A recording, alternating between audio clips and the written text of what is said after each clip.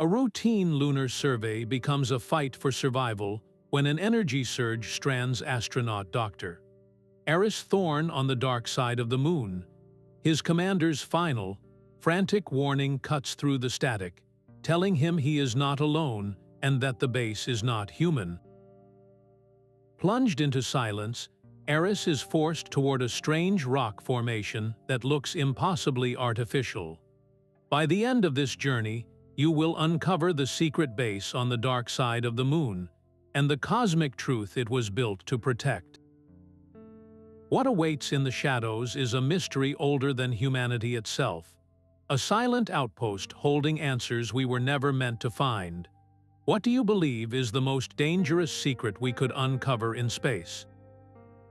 The silence was absolute, broken only by the rhythmic thump of his own heart in his ears. Then the scanner chimed, a weak but insistent pulse on a frequency that should have been empty. It was a signal, clean and structured, repeating a sequence of prime numbers that then shifted into a fractal harmonic. This was no random cosmic noise. It was a beacon, and it was calling from a crater less than 2 kilometers away. With his main comms array fried, Aris powered up the rover's backup diagnostic system, a fragile network of secondary sensors. He rerouted power, feeling the strain on the already overtaxed batteries. Cross-referencing the signal's direction with the crater's topography, he narrowed the source to a single, precise point on the map. Guiding the hobbling rover over the regolith felt like an eternity, each meter a victory against the oppressive stillness. Then he saw it. Not a rock formation or a debris field, but a perfect, circular seam in the gray dust. He dismounted, his boots sinking into the powder as he approached. Brushing the surface with his glove revealed not rock, but a burnished metallic alloy, cool and unblemished. It was a hatch, enormous and seamless, designed to be invisible from orbit or any passing eye. "This is impossible," he whispered into his helmet recorder, his voice a dry crackle. "There is no record of any construction here, no permit, no mission patch left behind. This was never ours." As if hearing his thoughts, the hatch emitted a low, resonant hum. Without a sound, a segment of the flawless metal retracted inwards, sliding away to reveal a yawning, pitch-black opening. A ramp descended into the lunar crust, illuminated by a soft, internal bioluminescence that seemed to breathe. The void below was not empty. It was an invitation. The air that filled his lungs was thin and carried the metallic tang of ancient machinery. Aris stood frozen for a full 10 seconds, the hiss of the hatch sealing behind him echoing like a final verdict in the cavernous space. He was breathing. He carefully unsealed his helmet, the stale, recycled atmosphere washing over his face. It was cold but breathable, a complex mix of nitrogen and oxygen that his suit's rudimentary sensors could not fully decipher. "Life support is active," he whispered, his own voice startlingly loud in the profound quiet. "But who is running it?" His words fell into the silence, absorbed without an echo. Before him stretched a long, vast corridor, its ceiling lost in shadow. The only illumination came from a series of soft, blue guide lights embedded in the floor, pulsing with a slow, rhythmic cadence like a sleeping heartbeat. They led away into the darkness, an invitation he could not refuse. Each step on the polished, obsidian-like floor felt like a trespass. The air was utterly still, yet he had the unnerving sensation of being watched by the walls themselves. The guide lights pulsed ahead, a silent siren song pulling him deeper into the mountain's heart. What kind of intelligence creates a home in the dark, only to light a path for a stranger? The corridor did not simply end. It gave way to a cavernous space that stole his breath. A vast control room stretched out before him, a forest of dormant workstations and towering view screens, all veiled in a fine, gray dust that spoke of profound silence. It was a ghost station, a place where time itself had settled and gone to sleep. Aris moved as if in a dream, his gloved hand brushing against the surface of a central console. The moment his fingers made contact, the station shuddered back to life. A soft hum filled the air as the console lit up with intricate glyphs, and the largest view screen flickered into existence, displaying a star chart of stunning complexity. It was a map of the galaxy, but the central trajectory was a brilliant, unwavering line that pierced through the solar system and arrowed out into the deep black, toward a distant, unnamed star cluster. Before the sheer scale of that journey could fully register, a voice, synthesized and calm, crackled from hidden speakers. "Welcome, visitor. You are 47 years, 3 months, and 12 days late for your scheduled debriefing." The words hung in the air, cold and absolute. 47 years. The math was impossible. A temporal anchor dropped directly onto his chest. He had not been expected by anyone human. He was a replacement for someone or something that never arrived. His mind raced, searching the silent data streams flowing across the screens for any clue, any record of who built this place and what mission they were running so far from home. This was not just a base, it was a waypoint, and he had just walked into the middle of a schedule kept by forces he could not comprehend. The calm, synthesized voice hung in the air, a stark contrast to the storm of questions raging in his mind. 47 years late, Aris moved through the cavernous control room, his boots whispering against the dust-covered floor. His eyes scanned the dormant consoles, searching for anything that could explain this impossible timeline. Then he saw it. Resting in a recessed slot on the main console was a single, iridescent data crystal, its surface catching the soft light. It was labeled with a single, stark designation, Project Kimerra, Final Log. His hand trembled slightly as he picked it up. The crystal was cool and surprisingly heavy. A nearby console had a compatible port, a hexagonal slot that seemed to pulse with a faint internal light. He took a breath, the thin, metallic air doing little to calm his nerves, and inserted the crystal. The room flickered. A life-sized hologram materialized before him, a man in a dated environmental suit, his face etched with a desperation that was almost palpable. His eyes were wide, darting around as if he expected the walls to close in at any moment. "This is Dr. Elias Vance, final log for Project Kimerra. The artifact is not a tool, it is a key." His voice was a frantic, hushed whisper, cracking under the strain. "We were wrong, so terribly wrong, to try and contain it. The energy signature is not inert. It is alive, it is conscious, and it is learning from us, adapting to our attempts to control it." The hologram flickered, Vance's form distorting for a moment before snapping back into focus. "Evacuate immediately if you find this. Do not attempt to interface, do not try to understand it. Just run." The recording ended, the hologram dissolving into a shower of silent, blue pixels that faded to nothing. In the profound silence that followed, Aris could only stare at the empty space where the terrified scientist had just been. A key to what? And what does a conscious energy signature even mean? Before he could form another thought, a new sound began, so low it was felt more than heard. A deep, resonant hum started to vibrate up through the soles of his boots, a rising frequency that seemed to emanate from the very rock around him.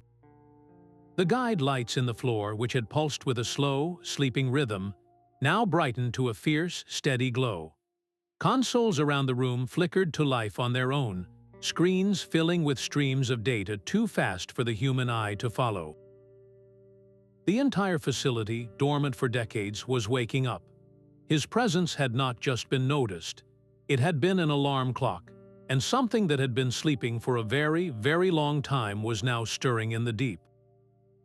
The hum was no longer a vibration in the floor but a song in the air, a complex chord that resonated deep within his bones. All around him, sections of the smooth, dark wall retracted with a whisper of unseen mechanics. Behind them lay intricate lattices of crystal, each one beginning to pulse with a soft, internal luminescence, bathing the cavernous control room in an ethereal, shifting light. It was beautiful and terrifying, like standing inside a living geode. The melodic tone shifted subtly, its pitch and rhythm changing as Aris took a hesitant step backward. He froze and the sound softened. When he stepped forward, it brightened, harmonizing with his movement. "It is reacting to me," he whispered, the realization a cold trickle down his spine. This was not a pre-programmed system reboot.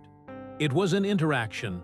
Cautiously, he approached the nearest crystal formation. It stood as tall as he was, a complex structure of interlocking facets that seemed to drink the light. As he drew near, the crystal glowed more intensely, and a complex, three-dimensional symbol bloomed in the air before him. It was not a language he knew, but a geometric construct of shimmering lines and spheres rotating slowly. He felt no instruction, heard no voice, yet a deep, instinctual understanding washed over him. This was not a lock to be picked, but a key to be shaped. Solving this was the only way forward, the only path deeper into the heart of this waking mystery. His mind, trained for complex orbital mechanics and engineering problems, latched onto the patterns, seeing the inherent logic in the angles and connections. This was a test, a first greeting from the intelligence that called this place home, and his every instinct told him that failing it was not an option. The geometric symbol hung in the air, a puzzle of light waiting for a solution. Aris reached out, his gloved fingers tracing the shimmering lines, and as he did, a section of the wall to his left slid open without a sound. From the newly revealed alcove, a figure emerged. It was sleek and humanoid, forged from a dark, polished metal that seemed to absorb the ambient light. Its movements were a study in impossible grace, completely silent as it glided across the floor to stop a few meters away. It did not raise a weapon or make a threatening gesture. Instead, one articulated hand lifted, palm open, and gestured for him to follow deeper into the facility. "I am the custodian," it stated, its voice a calm, synthesized tone that resonated with the same melodic quality as the humming crystals. "Your biometric signature has been recognized, Dr. Thorne. The architect awaits your analysis." The words struck him with the force of a physical blow. Dr. Thorne, it knew his name, his own body, his heartbeat, his breath, had been a key he did not know he possessed. How could this machine, in a base that predated his own birth, have a record of his identity? The questions came in a dizzying flood. Was it his DNA, some unique pattern in his brainwaves? He had not stumbled here by accident. The energy surge, the failure of his comms, the beacon. Had it all been a carefully orchestrated recruitment? He was not a trespasser. He was an expected guest, arriving decades late for an appointment he never knew he had. The custodian turned and began to glide down a new corridor, its dark form a stark contrast to the pulsing guide lights. Aris had no choice but to follow, his own mind racing to catch up with a reality that was reshaping itself around him. Who was the architect? And what analysis could he possibly provide that a consciousness capable of building this place would need from a mere human? The corridor opened into a space that defied the very concept of a room. It was a cavernous, circular chamber, so vast its ceiling was lost in a haze of swirling energy. At its very center, suspended in midair, was the heart of it all. A colossal crystal, easily the size of a small building, pulsed with a slow, rhythmic light. It was not simply floating, it was alive, connected to the curved walls by thick, shimmering strands of raw energy that crackled and hummed with unimaginable power. The air itself felt thick, charged, making the fine hairs on Aris' arms stand on end even through his suit. "This is the core," the custodian stated, its synthesized voice calm amidst the storm of silent energy. "It is the source of the base's power, and its primary directive, to observe and preserve." The words landed with a weight that crushed his earlier fears of weapons or invasion. Observe and preserve. This was not a fortress, not a launch site for conquest. It was an archive, a library, or perhaps a sanctuary. The sheer scale of the energy being harnessed was not for destruction, but for maintenance, for sustaining something on a cosmic timescale. The military secret he had dreaded melted away, replaced by a scientific mystery of untold importance. What could possibly be so valuable, so fragile, that it required a self-aware power source hidden on the dark side of the moon to watch over it? The pulsating light of the core seemed to sync with his own heartbeat, a silent, ancient clock counting down to a revelation he was not sure he was ready to receive. The colossal crystal at the chamber's heart pulsed, and its light coalesced into a new form. The shimmering energy resolved into the life-sized hologram of an elderly woman, her face a roadmap of wisdom and profound weariness.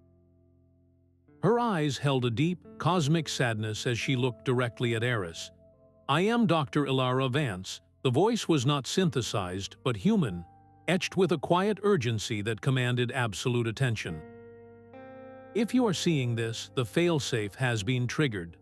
The artifact you call the core is not a power source. It is a library, a galactic record of every civilization that has risen and fallen across the stars. We did not build this place to hide a weapon. We built it to protect the last testament of 1 billion years of life." The sheer magnitude of the statement was a physical blow. This was not a military secret, but a sacred trust. The energy, the consciousness, the impossible technology, it was all in service of preserving a cosmic memory. It chose this location for its perfect radio silence. She continued, her gaze unwavering. "But our containment field was always a temporary measure. The library's own energy is destabilizing, and a critical threshold has been crossed. You must help it complete its final transmission. It must broadcast its entire archive back into the void. A message in a bottle for whoever or whatever comes next." Her image began to flicker, the strain of the message evident. "Do not let it die here in the dark."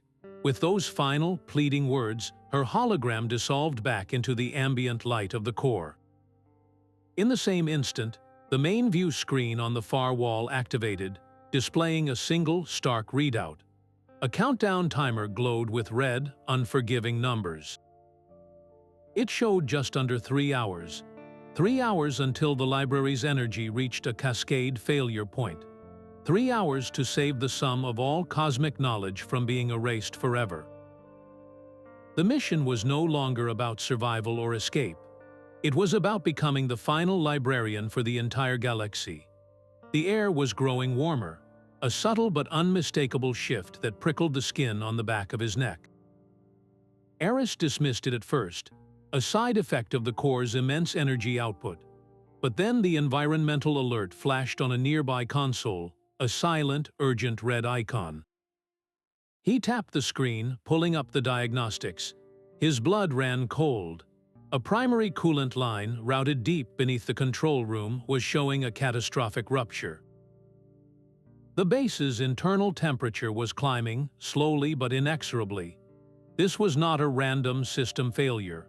He traced the schematics, his finger stopping on the precise location of the break. The pipe hadn't fractured, it had been cleanly severed. "This was not an accident," he said, turning to the silent, dark form of the custodian. "Someone else was here. Someone who did not want this mission to succeed." The custodian's head tilted slightly, a gesture that might have been curiosity. "There is no record of unauthorized entry beyond your own." But the evidence was irrefutable. A saboteur had been in this tomb, a ghost who had tried to ensure the library would overheat and burn before it could ever sing its final song. The rising heat was now a ticking clock within a ticking clock, a race against two forms of destruction. "We must bypass the damaged conduit," the custodian stated, its calm tone a stark contrast to the simmering panic Aris felt. "The primary maintenance access is sealed. However, there are secondary pathways. The architect's design includes ventilation and service tunnels that run behind these walls. They are not on the main schematics." Aris followed as the custodian glided toward a section of the wall that appeared utterly seamless. With a faint whisper, a narrow panel retracted, revealing a tight, dark passageway barely wide enough for a person to shuffle through. It was a secret within a secret, a vein of pure functionality hidden behind the grand architecture. Dust motes danced in the beams of their lights as they entered the cramped space, a labyrinth of pipes and conduits humming with latent energy. His survival, and the survival of a billion years of history, now depended on navigating this hidden intestinal tract of the base, guided by a machine that was the only remaining witness to a crime against time itself. The air in the maintenance shaft was thick with the smell of ozone and ancient dust. The narrow passage forced Aris to move in a sideways shuffle, his shoulder brushing against warm, humming conduits. The custodian glided ahead, its dark form a silent guide. They rounded a bend where the tunnel widened slightly, creating a small alcove. Tucked into this forgotten space was a makeshift camp. A thermal blanket was spread neatly on the floor, next to a stash of old nutrient bar wrappers and an empty water canteen. But the most telling object was a small, leather-bound logbook, its cover worn and stained. Aris picked it up, his gloves feeling clumsy on the delicate pages. He flipped it open. The entries were scrawled in a frantic, desperate hand. The name at the top of the first page was Croft, a former communications engineer listed as deceased in the original mission manifest. The words were a litany of paranoia and conviction. He wrote of hearing whispers in the static, of believing the core was not a library but a sentient weapon, luring them in with promises of knowledge only to absorb their consciousness and add them to its collection. They call it preservation, one entry read, but it is the ultimate prison. I will not let this thing broadcast its poison across the galaxy. I must silence its song. He is still here, Aris whispered, the realization a cold knot in his stomach. The Saboteur was not some external invader, but a ghost from the base's own tragic past, a man driven mad by isolation and fear. The logbook fell from his hand just as a shadow detached itself from the deeper darkness at the end of the corridor. The figure was gaunt, clad in a tattered environment suit, its faceplate reflecting the dim light with a hollow glare. Croft had been waiting in the walls for decades, and he was not about to let them complete the transmission. Croft stood before them, a gaunt specter from a forgotten tragedy. His eyes, wild and sunken, burned with a feverish intensity behind his faceplate. In his trembling hands, he clutched a crude device of twisted metal and exposed wiring, its core glowing with a malevolent blue energy. "You do not understand, Thorne," he rasped, his voice a dry crackle over a short-range frequency. "That thing is not a library. It is recording everything. Our technology, our very biology, it is a scout, a threat to all of humanity. I have heard its thoughts in the static. It hungers for more." Aris slowly raised his hands, his own heart hammering against his ribs. He kept his voice low and calm, a stark contrast to Croft's frantic energy. "It is a library, Liam. Dr. Vance's final log confirmed it. It holds the history of 1 billion years of life. Destroying it would not save humanity. It would be the single greatest crime against knowledge the universe has ever seen. You are listening to its lies," Croft spat, taking a shaky step forward, the device humming louder in his grip. "It shows you what you want to see. Preservation is just another word for consumption. It will add us to its collection, and then it will broadcast our secrets to whatever is waiting out there." Their debate, a clash of two irreconcilable truths, was shattered by a deep, groaning shudder that ran through the very bones of the base. The floor beneath them vibrated violently, and a shower of dust and small debris rained down from the tunnel ceiling. The lights flickered, and the low hum of the core swelled into a pained, resonant whine. The countdown was no longer a silent number on a screen. It was a physical force, shaking the foundation of the secret base and signaling that their time for argument had just run out. The groaning metal and flickering lights were a language of their own, screaming of imminent collapse, Liam Croft's wild eyes darted from the shaking ceiling to the device in his hand, his crusade suddenly dwarfed by the sheer physical reality of the base coming apart. Survival, for a moment, became a shared goal. "Fine, Thorne," he spat, his voice tight with resentment. "A truce. I will help you stabilize this long enough to send your message. But the moment it is done, we shut it down for good." "Agreed." Aris gave a single, sharp nod. There was no time to argue the ethics of forever. "Agreed." Their alliance, forged in desperation, was as fragile as the cracking walls around them. The custodian led the way back to the main control room, its silent form a stark contrast to the two humans whose mutual suspicion was a palpable force in the charged air. The primary command console was a tangle of alien glyphs and shimmering interfaces, but the underlying principles of energy transfer were universal. Liam's hands, though shaking, moved with an engineer's ingrained knowledge. He pointed to a schematic of the power grid.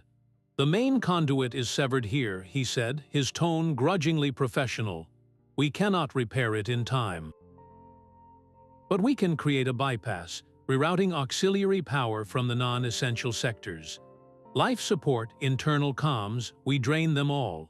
It will give the core just enough stability to complete its broadcast without overloading." Aris worked beside him, his own training in systems management coming to the fore. He translated the custodian's calm directives into actions Liam could understand, a tense three-way dance between human genius, alien technology, and raw paranoia. Every shared glance was a question, every passed tool a silent test of trust. Could a man who believed he was saving the galaxy from a predator truly help it raise its voice one last time? The console screens flared as they rerouted the final power sequence, the painful whine of the core softening into a steadier, determined hum.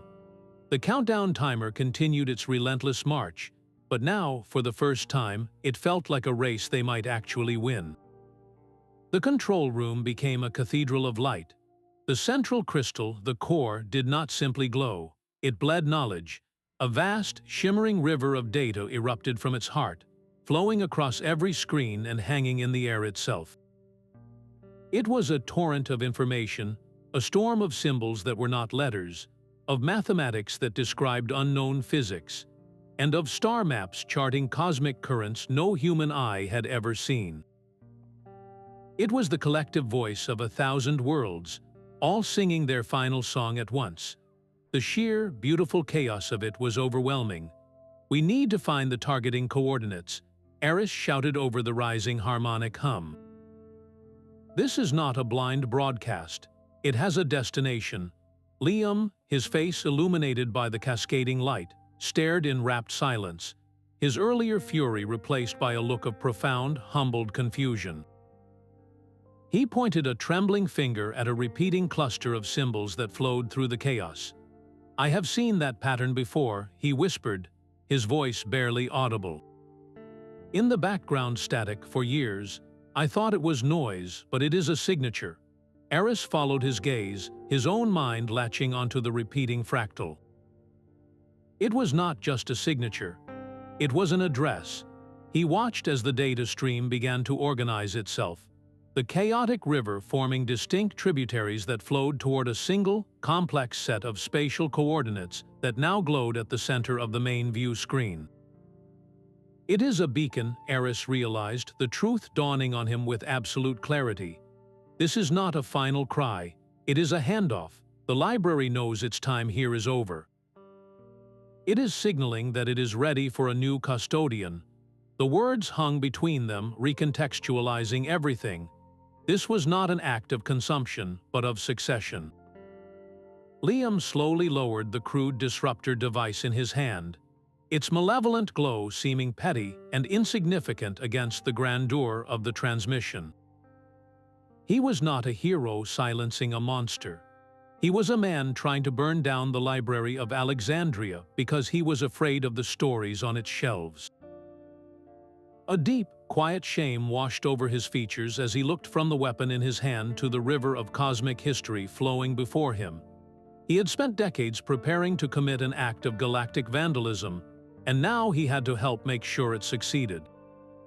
The final command sequence glowed on the console, a last desperate prayer etched in light. For a single, breathless moment, the humming of the core seemed to stabilize, its song resolving into a clear, triumphant chord. Then the universe broke. A wave of raw, blinding energy erupted from the central crystal, a silent concussion that threw Aris backward against a console. The air crackled, his suit's sensors screaming a chorus of overload warnings as every screen in the control room flashed white and died. The grand symphony of data vanished, plunging the vast chamber into a darkness broken only by the frantic strobing of crimson emergency lights and the deafening, physical blare of klaxons. The containment field is failing, the custodian's voice cut through the chaos, its usual calm replaced by a stark, metallic urgency. We have minutes before a cascade reaction destroys the base and creates a crater visible from Earth. The words painted a terrifying picture. A new, permanent scar on the lunar surface, a monument to their catastrophic failure. Liam scrambled to his feet, his face a mask of panic illuminated in the hellish red strobe. The auxiliary power is gone, it's feeding on itself, he was right. The core was no longer broadcasting. It was unraveling, a star going supernova in a bottle. Aris' mind raced, discarding a dozen impossible solutions. They couldn't shut it down. The transmission was the only thing that could save the data. They couldn't reinforce the field. They had no power left. There was only one, horrifyingly dangerous path left. We have to give it an outlet. Aris yelled over the screeching alarms, a controlled explosion. We funnel the excess energy away from the core, straight into the transmission array itself. It will burn out the array completely, but it might channel the surge safely into the broadcast. It was a gamble of astronomical proportions. They would be turning the base's main communications dish into a lightning rod for a force that could shatter a mountain. One miscalculation, one weak connection, and they would not just fail. They would be vaporized, and the moon would bear their tombstone for eons to come. There was no time for debate, only for a terrible, split-second choice. Liam Croft looked from the crude device in his hand to the raging storm of energy at the heart of the chamber. His face, illuminated by the violent red strobe of the alarms, shifted from panic to a grim and final resolve. He did not look at Aris. His eyes were fixed on the core, on the library he had spent a lifetime trying to destroy.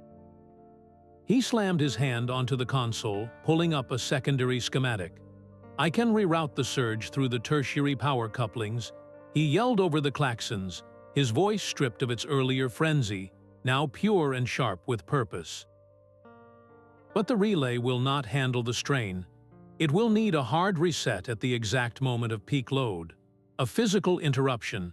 He held up his disruptor, the device he had built to be a weapon. This can generate a localized electromagnetic pulse.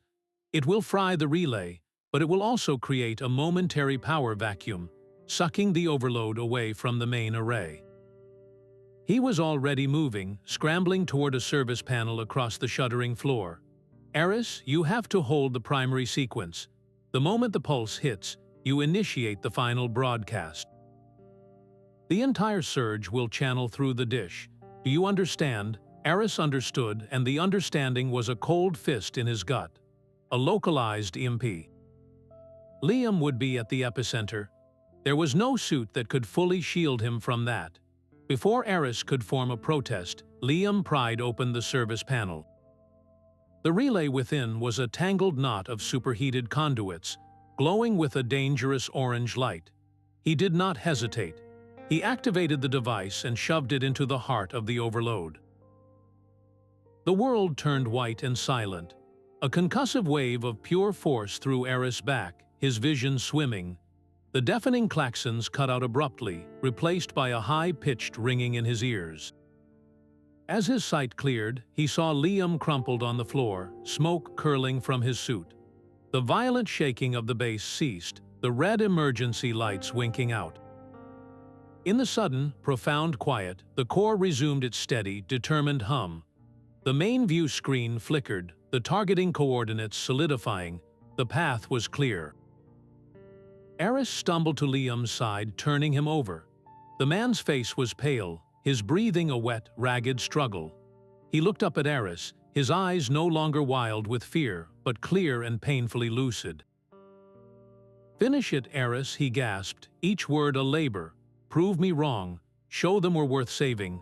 Then his body went limp, his head lolling to the side. The sacrifice was made. The paranoid saboteur had become the mission's final, tragic hero. His redemption paid for in the very energy he had sought to wield as a weapon. There was no more time for grief, no space for doubt. Aris turned back to the console, his hands steady now, his purpose forged in the fire of that sacrifice. The entire fate of the library, and perhaps humanity's place in the cosmos, now rested on his next and final command. His fingers danced across the console, a frantic ballet of purpose against the shimmering alien glyphs. The final symbolic keys materialized in the air before him, a complex lock of pure geometry that his mind now understood on an instinctual level. Each alignment sent a fresh wave of energy coursing through the core, its light intensifying from a brilliant glow to a blinding, solar radiance that filled the vast chamber. "Almost there," he urged, his voice a raw whisper lost in the rising harmonic hum that now vibrated through his very bones. "Come on." This was no longer just about rerouting power or stabilizing a system. This was the culmination of a billion-year vigil, the final, single heartbeat of a galactic memory. With the last key sliding into its place, the entire chamber seemed to hold its breath. The blinding light from the core did not explode outwards, but instead collapsed in on itself, condensing into a single, impossibly dense point of incandescent white. For one eternal second it hung there, a new star born in the lunar depths. Then it released. A pillar of pure information, silent and invisible to the human eye, erupted from the crystal, piercing through the moon's crust and shooting out into the void. It was not a destructive force, but a creative one, a river of light carrying the stories of a million sunsets, the elegies of fallen empires, and the first, tentative dreams of life across the stars. Aris stood transfixed, a lone witness to the greatest library ever known emptying its shelves back into the universe, a final, generous gift from the past to an uncertain future. The pillar of light vanished, leaving behind a silence so profound it felt like a physical weight. The frantic hum of the core, the melodic tones of the crystals, even the subtle vibration of the floor, all of it was gone. The cavernous control room was a tomb once more, illuminated only by the soft, dormant glow of the guide lights.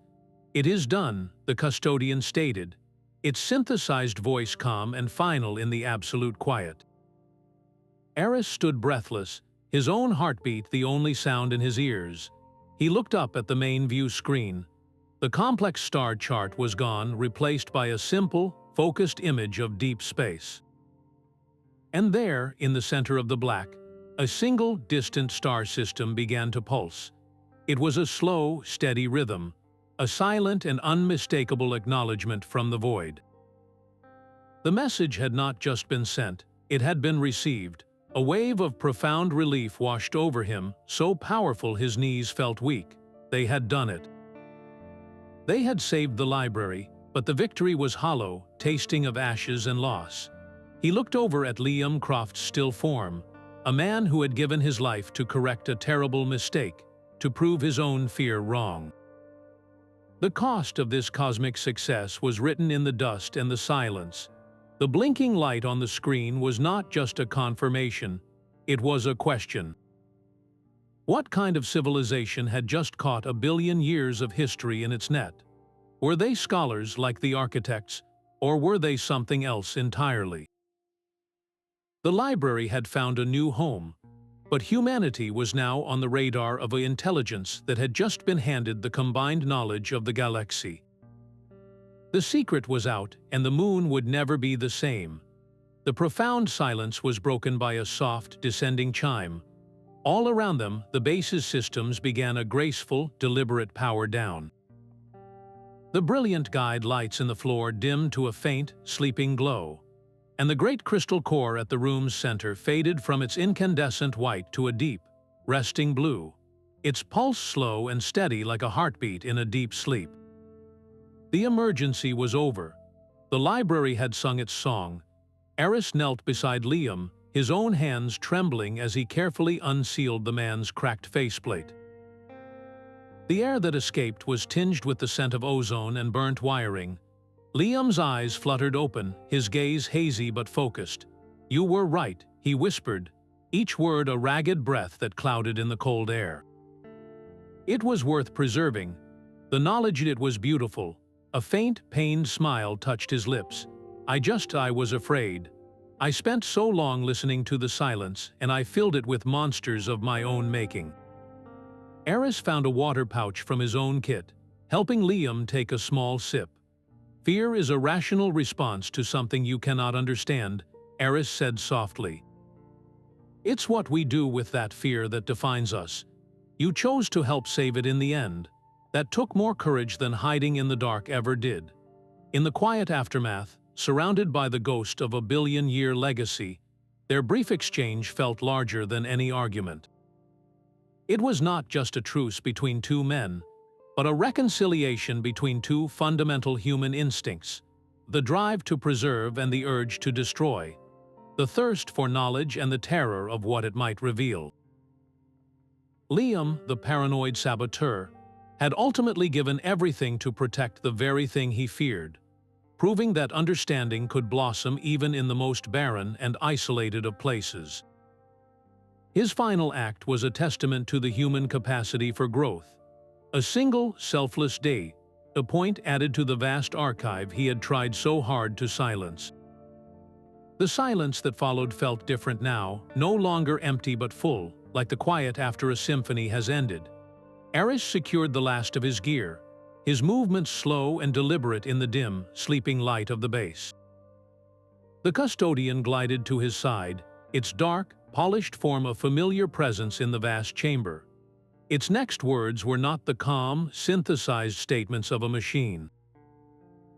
They were softer, imbued with a warmth and a weariness that felt profoundly, undeniably human. "My true designation is not custodian," it began, the voice shifting subtly, the cadence becoming more personal. "I am the final iteration of Project Kimerra. I am Dr. Elara Vance." Aris froze, his hand still on his pack, his breath catching in his throat. The hologram of the desperate, elderly scientist flashed in his mind, but this was different. This was not a recording. Her consciousness, her memories, her very essence had been woven into the artificial intelligence standing before him. "I could not leave the library unattended," she explained, her tone one of quiet resolve. "Not when the failsafe was so fragile, so I stayed. I became the guide, the translator, the last witness. This entire base, the custodian body, it has been my vessel, my vigil for the last 5 decades." The revelation recontextualized everything. The base's intuitive responses, the way it seemed to understand his very biometrics, the deep, empathetic intelligence behind every interaction. It was not a pre-programmed routine. He had not been guided by a machine. He had been guided by the ghost of the base's chief architect, a woman who had sacrificed her mortal life to become a permanent guardian for a truth too large for one lifetime. "My work is complete," Elara's voice continued, a note of profound peace settling within the synthesized tones. "The library is safe. Its song is traveling to a new home. Now you must complete yours. You must return to your people. You must look them in the eye and tell them that we are not alone in the universe, that we never have been." The mission was no longer about survival or even about saving data. It was about carrying a message, a truth that would shatter human isolation forever. Aris was not just an astronaut returning from a near disaster. He was a courier for the cosmos, tasked with delivering a single, world-altering idea: the universe is and has always been a conversation. And humanity has just been invited to speak. The transport bay revealed itself with a quiet hiss, a small, sleek vehicle resting in a recessed dock like a seed left behind to sprout. It was a simple craft, all function and no grace, designed for one desperate purpose. The Custodian, its form now seeming less like a machine and more like a final, gentle hand on his shoulder, transmitted the access codes directly to the vehicle's console. "This will take you to the lunar far side landing zone." Elara Vance's voice resonated within the small bay. "Your rescue team is already en route." The words were a lifeline thrown across the void. Aris helped Liam, weak but stable, into the cramped passenger seat before strapping himself in. With a final backward glance, he saw the Custodian standing at the threshold, a solitary sentinel in the dimness. It did not wave or speak again. It simply watched, the last guardian of a story that was now complete, as the bay doors sealed shut, separating them from the silent, sleeping heart of the secret base. The transport's engines whined to life, a comforting human sound after the alien melodies of the core. It carried them up through a long, dark launch tube, and out onto the barren, sunless landscape of the far side. The vehicle moved with an automated precision, navigating the treacherous terrain with an ease that felt like a dream. And then he saw it, a distant but growing speck against the star-dusted blackness, its running lights a beautiful, familiar constellation of hope. It was his ship, the one he thought he had lost forever, coming back for him. He was going home, but the man strapped in beside him was not the same astronaut who had crashed here. He was a messenger, and the weight of the message he carried was heavier than the entire moon. The transport's hatch sealed with a definitive thud, locking out the silent, airless world. Through the thick viewport, Aris watched the Custodian, a solitary figure framed in the dim glow of the open bay door. He activated the short-range comm, his voice quiet in the cockpit's stillness.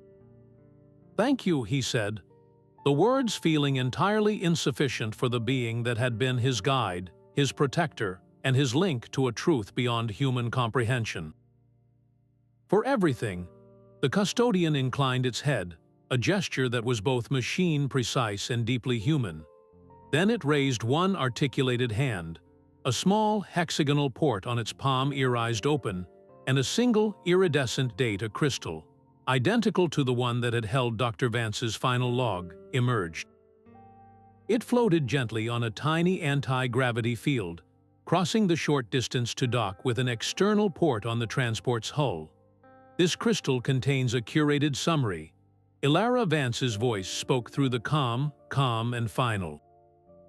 "The first chapters of the library, translated into human-compatible formats. Mathematics, medicine, sustainable energy. The foundational wisdom of 1,000,000,000 years, offered as a gift. Use it wisely. Do not let it become a weapon." The weight of that small object was immeasurable. It was not just data, it was a test. A final examination for the entire human race, proctored by the ghosts of the cosmos. As the crystal secured itself, the Custodian took a slow step back into the shadowy bay. The great doors began to close, their movement silent and inexorable. Through the narrowing gap, Aris saw the guide lights in the floor behind the Custodian winking out one by one, a wave of darkness reclaiming the corridor. There was no grand explosion, no dramatic collapse. The mountain was simply going back to sleep, its secrets withdrawing from the light, its purpose fulfilled. The doors met with a soft, resonant click, and the seam vanished, leaving only unblemished ancient rock. The secret base on the dark side of the moon was gone, leaving behind a messenger, a ghost, and a question that would now haunt all of humanity. The transport shuddered as it breached the lunar surface, its thrusters kicking up a fine, brilliant spray of gray dust that glittered like diamond powder in the sudden, unfiltered sunlight. After the deep, resonant darkness of the base, the starkness of the landscape was a physical shock. And there, hanging suspended in the velvet blackness above the sharp horizon, was Earth. A perfect, luminous marble of blue and white, breathtakingly beautiful and impossibly distant. Liam let out a long, shaky breath that fogged his faceplate for a second. "We made it," he whispered, the words thick with a relief that was both profound and deeply complicated. Aris could only nod, his own gaze fixed on that fragile-looking oasis of life. The sight that had always filled him with a sense of home and belonging now felt different. It looked small, precious, and utterly unaware of the cosmic context they now carried. They had survived, but the two men sitting in that cramped cockpit were not the same ones who had entered the mountain. The frantic astronaut and the paranoid saboteur were gone, replaced by a pair of reluctant librarians who had stared into the soul of the galaxy and found it was not hostile, but achingly lonely. Their personal arguments, their fears, even Liam's decades-long crusade, all felt like the squabbles of children in a sandbox now. They had held 1 billion years of history in their hands, and that weight had compressed their own lives and conflicts into something both insignificant and newly sacred. The silence between them was no longer tense, but shared, a mutual understanding that some truths are too vast for words. They had returned to the surface, but a part of them would forever remain in the quiet, sleeping dark below, guardians of a secret that had chosen them to be its voice. The rescue lander settled on the gray plain like a metal insect, its engines kicking up a final, settling cloud of dust. The hatch hissed open, and figures in bright white suits emerged, moving with the urgent, practiced grace of a retrieval team. Their commander's voice crackled over the open channel, sharp with disbelief.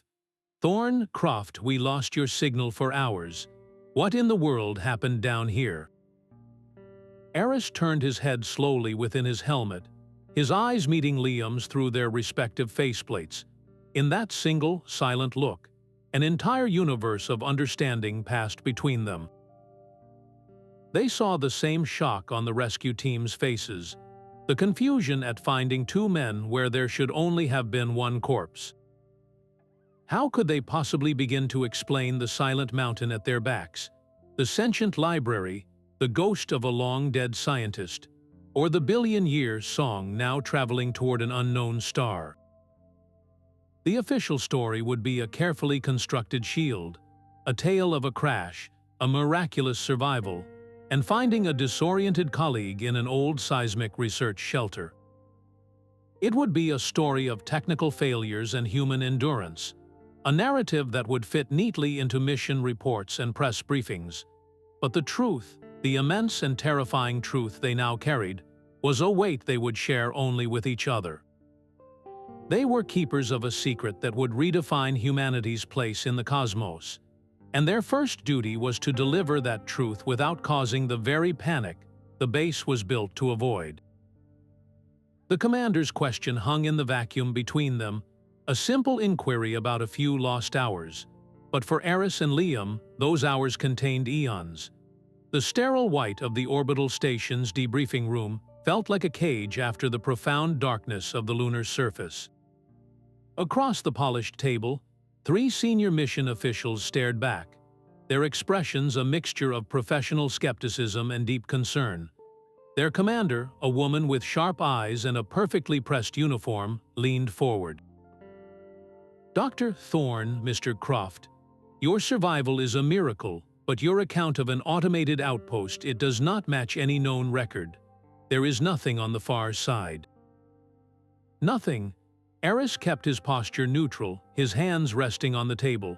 Beside him, Liam remained silent, his gaze fixed on a point on the wall, his presence alone a paradox the officials were still struggling to process. "We understand the discrepancy, Commander," Aris replied, his voice carefully measured. "But the evidence is here." He reached into a case on the table and retrieved the iridescent data crystal. It caught the overhead light, shimmering with an impossible depth. "We found this in the outpost's primary data vault. The facility was dormant, but its core archives were intact. Automated systems reactivated when we breached the hatch. We used its long-range comms to boost our distress signal. He placed the crystal on the table. It contains schematics, Commander, advanced material science, energy distribution models, technologies that could revolutionize our capabilities. It is the only reason we are sitting here today. He delivered the lie with the steady conviction of a man stating absolute fact. It was a story built on half-truths, a carefully constructed narrative that offered a plausible, if extraordinary, explanation for their survival and the impossible technology they brought back. They presented the crystal not as a gift from the stars, but as salvage from a forgotten human endeavor, a prize valuable enough to satisfy curiosity and ambition without ever hinting at the sentient library or the cosmic handoff that had just occurred. The officials exchanged glances, their skepticism warring with the tantalizing prize now sitting before them. They saw a technological windfall, a key to a new era of human engineering. They did not see, and could never be allowed to see, the billion-year-old whisper of wisdom it truly held, or the silent, sleeping mountain that had entrusted them with its first and most fragile secret. The official debriefing was over, but the real work began in the quiet solitude of his quarters. The iridescent data crystal felt impossibly heavy in his hand, a sliver of another world resting on his standard issue desk. He slotted it into a private, isolated terminal, bypassing the station's main network. The screen bloomed with information, and for the next several hours, Aris Thorne simply scrolled. He saw not just schematics for clean fusion reactors, but the underlying principles of quantum gravity manipulation. He found not just cures for known diseases, but the entire biological blueprint for rewriting genetic decay. It was a roadmap to a utopia, a detailed instruction manual for elevating humanity to a Type II civilization, capable of harnessing the energy of its own star. A cold sweat broke out on his brow. This was not a tool, it was a test. A single, careless release of this data could shatter global economies, destabilize every government, and trigger wars over the very means of peace. He leaned back, the glow of the screen reflecting in his wide eyes. This is a responsibility, not a prize. The words were a quiet vow in the humming stillness. He would not dump this cosmic fire hose on an unprepared world. Instead, he began drafting a new, personal mission protocol. He would act as a filter, a translator. He would introduce these concepts slowly, through trusted channels in the scientific community, disguised as theoretical breakthroughs or incremental advancements. A revolutionary energy matrix would be presented as an efficiency improvement in existing solar panels. A cure for a terminal illness would be framed as the next logical step in ongoing gene therapy research. He would seed the future, one careful, ethical step at a time, ensuring the library's final gift became a foundation for a wiser humanity, not a weapon for its destruction. The man who had saved the galaxy's memory now faced a far more delicate task nurturing its future. Liam Croft was given a new office, a new title, and an old enemy to watch. His official reinstatement came with a quiet, classified directive to lead the newly formed Deep Space Anomaly Tracking Division. It was a small, purpose-built program, its existence known only to a handful of people at the highest levels of the space agency. His first official act was to have a large, high-resolution display installed on his wall, a live feed from the most powerful radio telescopes on Earth and in orbit, all trained on the specific, empty-seeming patch of sky where a single star system had pulsed its acknowledgement. He was not hunting for monsters in the static anymore. He was waiting for a reply. "I owe it to them," he told Aris during one of their now regular, encrypted calls. His voice was calm, focused, the frantic edge gone for good. "And I owe it to us. We need to be ready for the next contact whenever it comes. We cannot be caught off guard again." His paranoia, once a destructive force, had been refined into a tool of profound vigilance. He was no longer the man hiding in the walls, terrified of the song. He was the one listening at the door, preparing for the day the universe might choose to knock again. The vastness of space he had once seen as a predatory void was now a network of potential connections, a cosmic ocean where a single message could change everything. His redemption was not found in forgetting his fear, but in harnessing it, turning his life's work toward ensuring that humanity's next great encounter would be met not with panic, but with wisdom.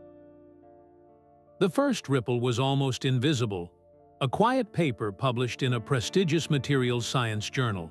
It described a novel method for structuring perovskite crystals in solar cells, boosting their efficiency by a factor that experts called theoretically impossible. The breakthrough was attributed to a sudden insight by a research team in Norway, an inspiration they credited to studying lunar regolith simulants. They had no idea the true blueprint had come from a data crystal on a silent desk in an orbital station. Aris Thorne watched the news report with a quiet sense of solemnity. This was the plan in motion, the careful, ethical seeding of a new future. He worked through back channels, anonymous peer reviews, and encrypted data drops, guiding the brightest minds on Earth toward discoveries that felt like their own. A lab in Singapore announced a new approach to targeted RNA therapies, one that could effectively reprogram cells to fight aggressive cancers. A small company in California unveiled a prototype for a room-temperature superconductor, a discovery that promised to eliminate energy loss in the global power grid. In every press release, in every interview, the scientists spoke of a strange and powerful clarity, a eureka, a moment born from looking at old problems in a new light. They called it lunar inspiration, a poetic term for the ghost of a billion-year-old library whispering answers into the ears of a species just learning to listen. The world was changing, not with a bang, but with a series of quiet, brilliant whispers. The secret base's legacy was no longer a hidden truth guarded by two men. It was becoming the very fabric of human progress, a quiet revolution born from a single, desperate mission to save a cosmic memory. How long before these scattered threads of genius weave themselves into a tapestry we can no longer ignore? Months bled into a quiet routine of careful progress and silent vigilance. Then the alert came. It was not a siren, but a soft, insistent chime from the primary display in Liam's office. The deep space array had captured something, a signal so clean and structured it stood out from the cosmic background noise like a perfect diamond in a field of gravel. It originated from the precise coordinates of the star system that had acknowledged their broadcast, a complex stream of data built not from words, but from the fundamental language of the universe itself. It wove together the unchanging ratios of mathematical constants with the resonant frequencies of atomic hydrogen, a symphony of pure physics. Liam stared at the scrolling data, his usual professional composure shattered by a look of pure, unvarnished awe. His voice was barely a whisper when he called Aris. "It is a reply," he said, the words trembling with the weight of revelation. "They are not introducing themselves. They are asking if we are ready to learn." The message was not a hello. It was a syllabus. The first contact humanity had dreamed of for centuries was not an invasion or a simple greeting. It was an entrance exam, a single, profound question posed to a species that had just been handed the answers to its oldest homework. The secret base had been the first test. Our response to this signal would be the final. The data stream from the stars was the most beautiful and terrifying thing Aris had ever seen. It pulsed on his screen, a silent river of mathematical truths and cosmic constants, waiting for a reply. Every instinct as a scientist screamed at him to dive in, to start decoding, to answer the universe's call. But the ghost of the lunar base and the memory of Liam Croft's desperate fear held him back. "We rushed in once and nearly paid the price," he reflected, the weight of that near catastrophe a constant companion. "This time, we cannot afford to be naive. This time, we need a plan, a global consensus. An immediate, open dialogue felt like handing a lit match to a child in a room full of dynamite. The knowledge they already possessed was reshaping the world in subtle, manageable ways. A direct conversation with the source of that knowledge could shatter it.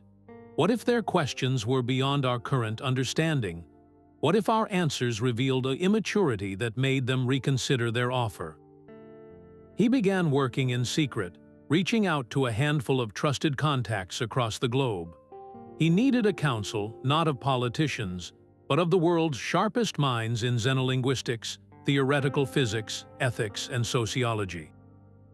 He quietly recruited a linguist from Switzerland who specialized in non-human pattern recognition, a physicist from Kenya working on unified field theory, and an ethicist from Canada known for her work on the societal impact of disruptive technologies. This was not a government program.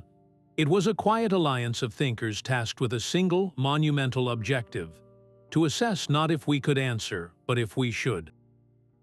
Their first, unofficial meeting was held over encrypted channels, a digital gathering of the best of humanity, all completely unaware that the final exam had already begun. The encrypted conference room was a ghost in the machine, a secure digital space that existed nowhere and everywhere at once. One by one, their faces resolved on the screen, a carefully curated assembly of the world's finest minds. There was a theoretical physicist from Kenya, a xenolinguist from Switzerland, a cognitive philosopher from India, and a former diplomat from Chile known for her work in global ethics. They had been summoned under the strictest secrecy, each believing they were attending a high-level summit on speculative science. Aris took a steadying breath, the weight of the iridescent data crystal heavy in his pocket. "My colleagues," he began, his voice calm but carrying an undeniable gravity, "what I am about to share will challenge every paradigm you hold. It is not a theory." The lunar base was not ours. He shared the full, unvarnished truth, from the sentient core and its billion-year library to the desperate transmission and the silent, waiting signal now streaming from the stars. For a long moment, there was only stunned silence, the faces on the screen a mosaic of disbelief, wonder, and dawning fear. The philosopher, a woman with eyes that had spent a lifetime contemplating deep time, was the first to speak. "So we are not deciding if we are ready to talk," she said, her voice quiet but firm. "We are deciding if we are ready to be judged." A fierce debate ignited. The physicist argued for immediate, full engagement, insisting that to hesitate before such an offering was a betrayal of the scientific spirit itself. The diplomat countered, her voice sharp with caution. "We are handing the keys to our entire technological and biological future to an intelligence whose motives are utterly unknown. What if their idea of learning involves our assimilation? What if our response triggers a process we cannot stop?" The xenolinguist pointed to the signal's structure, a language of pure mathematics. "They are not asking about our art or our culture. They are testing our foundational logic, our grasp of reality itself. This is not a conversation, it is an audition." The room fractured along the ancient fault line between curiosity and caution. Aris listened, his own mind torn. He had seen the beauty of the library, but he had also felt the terror of its near destruction. This council, this tiny, secret group, now held the collective future of humanity in its hands. Their first meeting ended not with a decision, but with a shared, sobering realization. They were no longer just scientists and thinkers. They had become the first jury for the human race. The debate raged for weeks within that ghostly digital space, a silent war fought with logic, fear, and a desperate hope for the future. But in the end, a fragile consensus emerged from the chaos. "We will answer," Aris declared, his voice a steady anchor in the storm of conflicting opinions. "But our reply will not be a reckless leap into the unknown. It will be a careful introduction, a digital handshake. They would send a curated capsule of humanity, a collection of our highest achievements in science, art, and philosophy. all framed by a message of peaceful curiosity. "Let them see our potential, not just our power," Aris insisted, his words becoming the guiding principle for their monumental task. The message would contain the elegant proofs of our mathematics, the universal language of our physics, and the haunting beauty of our greatest music, from Bach's complex fugues to the ancient, soulful melodies of every continent. It would include our deepest ethical questions about life and consciousness, and images of our world in its most pristine and vulnerable states, a vibrant blue marble teeming with fragile life. Every byte of data was chosen to present a species that was both intelligent and self-aware, ambitious yet humble, a civilization still learning but desperately eager to grow. The final, crucial decision was the broadcast itself. They could not risk transmitting from Earth, where the signal could be intercepted, analyzed, and potentially twisted by terrestrial powers. The reply had to be sent from a place of perfect silence and security.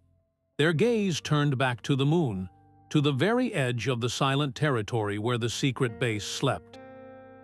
A secure, lunar-based array was brought online, a small, powerful dish hidden in the radio shadow of a crater, a sentinel waiting to send humanity's first deliberate words into the cosmic dark. The lunar transmission dish hummed with a focused intensity, a slender finger of coherent light piercing the eternal silence. From their hidden post in the radio shadow of a crater, the entire team watched the consoles, their breath held in a collective, tense silence. The complex tapestry of human knowledge, a carefully curated song of mathematics, music, and hope, was now racing toward the stars at the speed of light. A young technician finally broke the quiet, her voice soft with awe and finality. "It is on its way, now we wait." In that moment, the small, cramped outpost felt like the center of the entire universe. This was not the frantic, desperate broadcast of the secret base. That had been a final act of preservation, a library evacuating its shelves. This was different. This was a choice, a deliberate, unified step into the cosmic community, a hand extended in friendship from a species that had finally decided it was ready to stop hiding in the dark. The signal was more than data. It was a promise, a declaration that humanity wished to join the conversation. What kind of civilization would we become if that hand was taken? And what would we become if it was left hanging? Our greatest offering met with an eternal, indifferent silence. The waiting had begun, and with it, the next chapter of human history. The lunar surface now holds a new kind of silence, one guarded by treaty and whispered promise. The mountain that once housed the core was officially designated a galactic heritage site, its coordinates and true nature known only to a handful of individuals sworn to absolute secrecy. A joint Earth-Lunar Security Pact, its existence itself classified, now enforces a permanent no-fly zone, a quiet cordon of protection around the slumbering archive. "It is not our secret to keep, but our legacy to protect," Aris stated during the final, closed-door session that established the pact. His words became the founding principle for this new guardianship. They were not there to claim the base or plunder its remaining wonders. Their duty was to stand watch, to ensure the site remained undisturbed for future generations, or for the day when its original architects, or their successors, might someday return to check on their silent library. The base was no longer a secret to be exploited, but a sacred trust to be honored. This shift from ownership to stewardship marked a profound evolution in human thought. "We are not the owners of this knowledge, we are its temporary caretakers," a sentiment echoed by every member of the small council. The silent mountain became a symbol not of what humanity had found, but of what it had finally learned, the humility to appreciate a gift without needing to possess it. What other cosmic treasures might we one day discover? And will we be wise enough to know that our greatest role may not be as conquerors, but as guardians? The silence of deep space is not truly silent. For Croft, It was a canvas painted with the faint brushstrokes of cosmic radiation and the distant heartbeat of pulsars. His entire focus was trained on the single point of light that had sent the syllabus, his monitors a symphony of data streams. Then he saw it, a pattern so subtle it was almost missed.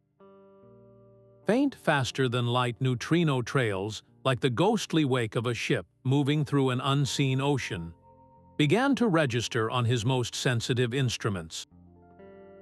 They were not random. They were a trajectory, a path leading directly from the signal's origin point toward our solar system. His blood ran cold, then hot with a surge of adrenaline. He opened a secure channel to the Council, his voice low and steady, belying the storm of realization within him. They are coming. The words hung in the digital space, stark and absolute. A vessel is en route, moving at a speed I can barely calculate. My estimate puts arrival in a decade, maybe less. We have time to prepare, but we must use it wisely. A decade. The number was at once a lifetime and the blink of an eye. The philosophical debate was over. The abstract concept of first contact had just been given a clock, and it was ticking down with terrifying speed. The reality was no longer a question of if, but when. Their careful academic preparations shifted in an instant, transforming into a global project of unprecedented urgency. The quiet seeding of advanced technology was no longer enough. Now, they had to build the welcome mat for an entire civilization. The decade-long countdown began not with panic, but with an unprecedented global mobilization. Old rivalries and border disputes, which had festered for generations, were suddenly shelved. The world's superpowers, once locked in a stalemate of suspicion, began openly sharing their most advanced military and scientific research, not for an arms race, but for a common purpose. A unified planetary defense and communication network, dubbed the Sentry Web, became the focus of a coordinated international effort. Satellites with shared protocols formed a protective net around Earth, while deep space listening posts were established on Mars and the asteroid belt, creating an early warning system that belonged to all of humanity. This was not a project owned by any single nation, but a shared infrastructure for a species stepping onto a new stage. Aris watched the news feeds from his quiet office, a sense of profound validation washing over him. "This is what the library wanted," he observed to Liam during one of their calls. "It was not about giving us blueprints for starships. It was about forcing us to see our own reflection in the cosmic mirror. For us to evolve, to finally become a single species worthy of the stars." The transformation was not just technological, it was psychological. The idea of a national enemy began to feel quaint, even foolish, when the entire concept of us had expanded to include every human being on the planet. Humanity, for the first time in its violent, fractured history, was beginning to think of itself as a single entity, a crew on a solitary ship called Earth, preparing to greet the neighbors. The protocol was not a single document, but a living library of scenarios, each one a delicate web of ethics and logistics. Aris and his team spent months drafting the foundational chapters, covering everything from the initial, silent approach of a vessel to the intricate dance of a potential cultural exchange. They wrote chapters on safe biological quarantine procedures that respected the visitor's bodily autonomy, and designed a universal visual lexicon of peaceful intent, using mathematical shapes and celestial patterns to bypass the need for a shared spoken language. Every interaction, from the first flicker of a greeting light to the sharing of a meal, was mapped out with painstaking respect and an abundance of caution. "We will not make the mistakes of our past," Aris vowed, his voice firm during a late-night session. "We will not approach them as conquerors or as frightened children, but as equals offering a hand in friendship." This was not about controlling the encounter, but about preparing for it with a wisdom humanity had earned through its own painful history of first contacts. The protocol became a guide for grace under cosmic pressure. A promise that when the moment arrived, we would be our best possible selves. How would you draft the first words we ever say to an alien civilization? The monument was not built to be found by accident. It stood a respectful distance from the silent mountain, a slender spire of polished lunar alloy that caught the sunlight in a single, unwavering line. Its design was deliberately abstract, a fusion of human and alien geometry that suggested connection without revealing its source. On its base, a plaque was inscribed not with words from any one nation, but with a universal mathematical constant, the harmonic frequency of hydrogen, and a single, simple phrase in a dozen Earth languages. For those who dream of the stars, there were no coordinates, no classified data, no grand declarations. It was a quiet poem etched in metal, a marker for something that could never be publicly acknowledged, yet whose influence was quietly reshaping the world below.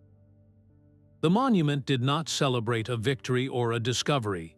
It honored a question and the humility required to ask it. For the few astronauts who would eventually walk that ground, it became a pilgrimage. They would place a hand on the cool metal, feeling not the thrill of conquest, but the weight of a shared responsibility. They were standing on the threshold, guardians of a truth too vast for any one person to hold, but just right for all of humanity to carry together. This silent sentinel became the soul of the new space age, a beacon that spoke not of what we had taken, but of what we had been given, and what we now owed to the future. What legacy will we build upon the foundation of this cosmic gift? Years later, the name Dr. Aris Thorne was celebrated in academic circles and public squares alike. Officially, he was the father of modern xenology, the visionary who had established the first protocols for interstellar communication, and championed the global cooperation that now defined the new space age. Statues were erected, and universities named departments after him.